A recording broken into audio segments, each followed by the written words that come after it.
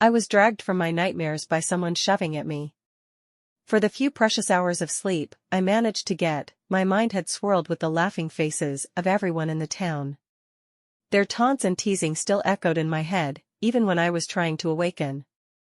"Anna, get up this minute." It was Mother. She was standing by my bedside and insisting I follow her commands. "Mother, what is it?" I sat up in bed and rubbed my eyes, trying to make the world unblur. "Prince Charming is here, he's visiting every house in the kingdom." Why would he do that? Now I knew it was the prince waking me from my slumber. I was even more annoyed by it. "He's talking something about a shoe." "Get up, make yourself presentable, and get downstairs. We can't leave him waiting." Mother threw a dress on the bed before leaving me with one last warning look. As much as I didn't want to get up, or care about damn Prince Charming, I obeyed my orders. I quickly wriggled into my dress, ran a brush through my hair and took one last look in the mirror. I wasn't exactly royal family worthy, but I would do. I doubted any more time or effort would have improved my appearance. I hurried down the stairs to see Mother and Zelly already waiting. The prince was with his valet and he held a shoe tightly in his hands, like it might slip away from his grasp. The memories from the previous night came tumbling back at seeing him. Like the events were photographs in my mind, they flashed through it like lightning. The teasing, the prince embarrassing me, the way he pushed me aside to dance with Cinderella, the coach, my stepsister running away, and then the shoe. The memories from the previous night came tumbling back at seeing him. Like the events were photographs in my mind, they flashed through it like lightning. The teasing, the prince embarrassing me, the way he pushed me aside to dance with Cinderella, the coach, my stepsister running away, and then the shoe. I gave Mother a questioning look and she just shrugged. She was probably sulking in her room like she normally did. We couldn't insult the prince by telling him she wouldn't come down. The prince looked around as if just as suspicious as I was. Okay then. I fell in love with a woman last night, one that I danced with. But at the stroke of midnight, she ran from the ball without giving me her name. All I have is this slipper that she dropped. I need to find her, so I'm going door to door until I try every maiden's foot in the kingdom. I must find my love. How romantic, Zelly swooned. Perhaps I am your fair maiden? I had to suppress a laugh. Zelly was completely wonderful in her own right, but her big foot would never fit inside that little, delicate slipper. Anyone would be able to tell that just by looking at the thing. Oh, do try it on Zelly first. Mother commanded, trying not to sound too excited. I sat quietly and watched, waiting for the inevitable. The prince knelt on the floor in front of Zelly. She held her foot out as he slipped her toes into the shoe. Her toes were about all that would fit. I'm afraid it does not fit, the prince muttered. He took the slipper back and turned to me. I momentarily panicked. Cinderella and I had the same sized feet. We had shared shoes on more than one occasion back when we were all one big, happy family. Don't be shy, Anna, Mother smiled. It wasn't a reassurance, it was an order. I put my foot out and waited, praying that I was wrong. Perhaps my feet would be swollen from the hours spent in uncomfortable shoes the previous night. I hoped it would be so. Prince Charming held my leg as he slipped on the shoe. It went on with ease, fitting perfectly. I quickly scrunched my foot, doing everything I could to make it appear like it didn't fit. Looks like it wasn't me, I said, taking my foot back before he could truly examine it. The prince stood, probably relieved it was neither of us. It looked like it fit to me, Mother said as she grabbed the shoe from him. Before I knew it, she was bent over my foot and shoving the slip back onto it. I wriggled my toes, trying to keep them from going inside the slipper. I writhed and twisted, doing everything to ensure it was not a good fit. Unfortunately, the more I struggled, the more Mother tried. Suddenly, the fine threads holding the slipper together tore apart. The entire shoe fell into pieces. All she was left holding were rags of material. "Oh, I am sorry." Mother stood and handed back the few remnants. "I guess it wasn't of good quality." The prince looked at what was now just a bundle of rags. I looked at my poor foot, which was covered in red scratches from the attack. He was momentarily speechless before recovering. Undeterred, he continued like nothing had happened. "There are no other ladies in the house?" He looked around like one could just spring out of nowhere. For just a moment, I was about to tell him about Cinderella. After all, I knew it was her slipper he clutched so tightly. But then I remembered how awful he had been to me and how effortlessly he had humiliated me in front of the entire kingdom. I didn't want Cinderella to be with such a man. She deserved better, she deserved a kind and gentle man. Not one who would so easily hurt another. Plus, she had run away from the ball as fast as her legs could take her. What had the prince done to elicit such a horrifying reaction? Whatever he did to her, he would not do again, I would make certain of it. If Mother found out Cinderella was the owner of the slipper, she would force them together to save our family. The prince would be able to give us plenty of money to ensure our survival. But she would be nothing more than a sacrificial lamb. It would be far better for Cinderella and the rest of us to be poor than a miserable princess. I couldn't do it to her. "That's all of us," I replied when no one else was willing to. The prince and his valet wished us a good morning and left us in peace. I breathed a sigh of relief. He wasn't going to get his hands on my stepsister. I had saved her from a life of unhappiness. It would be far better for Cinderella and the rest of us to be poor than a miserable princess. I couldn't do it to her. "That's all of us," I replied when no one else was willing to. The prince and his valet wished us a good morning and left us in peace.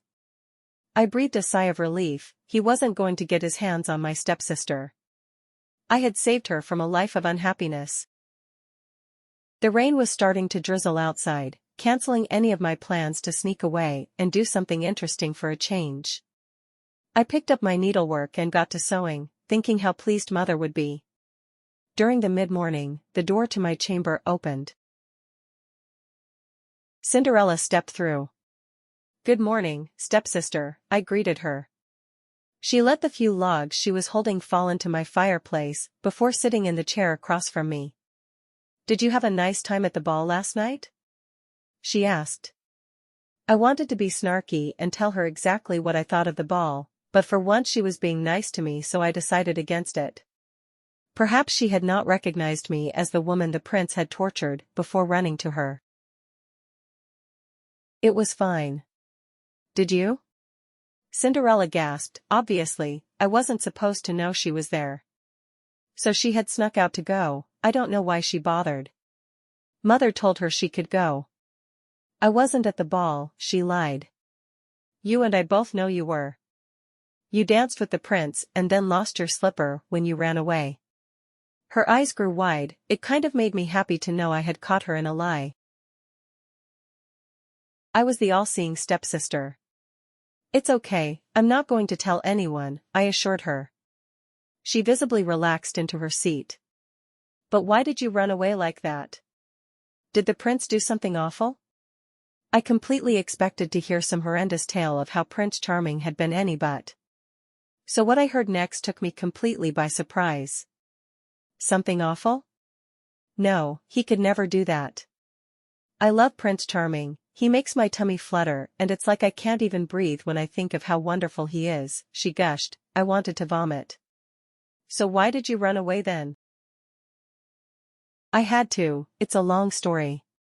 She shook her head and claimed up. I didn't really need to hear the explanation. I didn't want to be pulled into her dramas. I had enough of my own.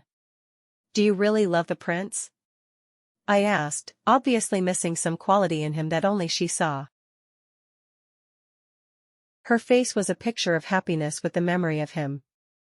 I felt a pang of jealousy at seeing her so happy from just a thought. "I love him with my entire heart. I never thought I could feel this way, but when I'm with him it's like nothing else matters." "Prince Charming?" We are talking about the same guy, right? She nodded. The same. But it doesn't matter, it's not like I can ever be with him. I'm sure he found many other girls after I left. A noisy debate raged inside my head. I had the power to unite Cinderella with Prince Charming. All I had to do was tell her of his visit earlier that morning. I was the only one in the world who knew about them, the decision was purely mine. I wanted to protect my stepsister. I truly believed that Prince Charming was arrogant and couldn't love anyone more than himself. But perhaps I was wrong. Maybe it was just me that found him to be so. By trying to protect her, was I just denying her the happiness she deserved? Did she deserve it? She had never gone out of her way to be kind to me, but perhaps I could have done more too. In so many ways, Cinderella was just as arrogant and sulky as the prince.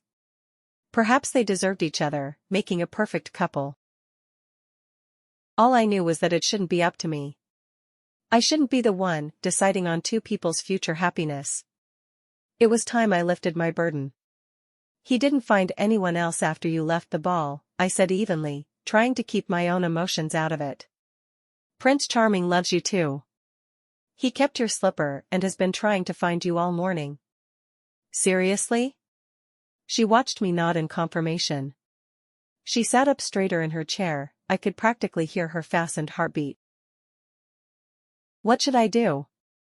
I wanted to tell her to forget about him, but I kept my tongue. Instead, I decided to do the right thing, again. If we leave now, we can probably find him before nightfall. You'd do that for me? She clutched my arm with both of her hands. I couldn't back out now. Gather your things, let's go get a prince. She grinned from ear to ear as she rushed away. I rolled my eyes, I hadn't seen anyone that happy since my mother's wedding day. We're going into town, Mother, we won't be long, I said quickly as Cinderella and I crossed the foyer. We moved so swiftly that she didn't get a chance to stop us. If she knew what we were up to, she would only ruin everything. Angus took us directly to the palace with haste. Adrenaline coursed through our blood, we had to get to the prince before he found another. He didn't have the slipper anymore, Mother had seen to that, but any number of ladies could have come forward and pretended they were Cinderella. The poor fool would probably fall for their ruse. Adrenaline coursed through our blood, we had to get to the prince before he found another.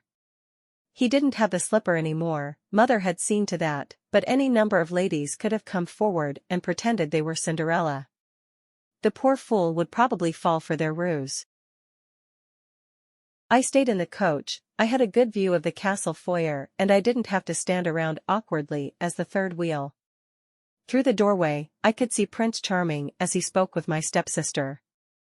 Her hands waved around as she explained herself. Finally, she pulled her slipper from her purse. The prince took it from her, examining it in detail. It matched the one he had, at least before it fell into pieces anyway. All of a sudden, Prince Charming wrapped Cinderella in his arms. They kissed more passionately than was polite in public. I couldn't help but allow my lips to turn into a smile. They did make a good couple, even I had to admit it. Love is wonderful, isn't it? Angus commented, watching from the side of the coach. I had forgotten he was there, I was too caught up in the show. It certainly is, I replied. Do you think they'll marry? I'm sure of it. Lady Anna, there is something I need to tell you, he started. I turned to face him, curious at his serious tone of voice. I didn't think I could take any more drama for one day. Then please do, Angus, you can tell me anything. It's just that, well, you see what? He took a deep breath as he hesitated. I love you, I have ever since I first saw you. You are truly the most beautiful, wonderful, extraordinary woman I have ever met. I was struck dumbfounded. Had he really spoken those words to me? About me? Nobody had ever attributed those words to me before, only him. My heart soared, but not because of his compliments. My heart soared because I had only ever dreamed of him returning my feelings before. I had fallen in love with him when he arrived at our house for employment. I had just never dreamed he could love me back. I'm sorry if I have overstepped my boundaries, Lady Anna, please forgive me. He turned to leave, but I grabbed his arm so he couldn't. I leapt out of the coach, falling right into his arms. The kiss we shared was 1,000 times more passionate than between Cinderella and Prince Charming. It was like fireworks had exploded over our heads, illuminating the kingdom for all to see. When Angus looked at me, I felt more beautiful in that moment than in my entire life combined. It was magical, wondrous, spectacular. I never wanted to forget that feeling. It was the best gift he could have ever given me. Run away with me, Angus said. I stood in his arms, never wanting to leave them. I knew just as much as he did that if we returned home, Mother would never allow us to be together. When Angus looked at me, I felt more beautiful in that moment than in my entire life combined. It was magical, wondrous, spectacular. I never wanted to forget that feeling. It was the best gift he could have ever given me. Run away with me, Angus said. I stood in his arms, never wanting to leave them. I knew just as much as he did that if we returned home, Mother would never allow us to be together. Angus jumped up on the driver's platform of the coach, picking up the reins to begin our journey. You'd better get back inside if you wish me to steal you away. I looked at him, my heart leaping with joy, and then I looked inside the coach. I knew where my place was, and it wasn't inside. Instead, I climbed up on the platform with him. He laughed at my effort and the clumsy way I climbed in my dress. It wasn't made for such daring activities. Surely you would be more comfortable inside the coach? I laughed, feeling giddy with the excitement. I belong right here, next to you. I will never leave your side. Angus put his arm around my waist, pulling me closer. He held me there while he used his other hand to guide the horses along the cobblestone street. I put my head on his shoulder, feeling more happy and loved than I had ever felt before. We rode out of town that day and never returned. I sent my family a letter explaining everything and why I made the decision I did. I didn't leave a reply address, so I don't know if they ever fully understood my actions. Angus and I found a little cottage to live in after we married in a tiny chapel at midnight.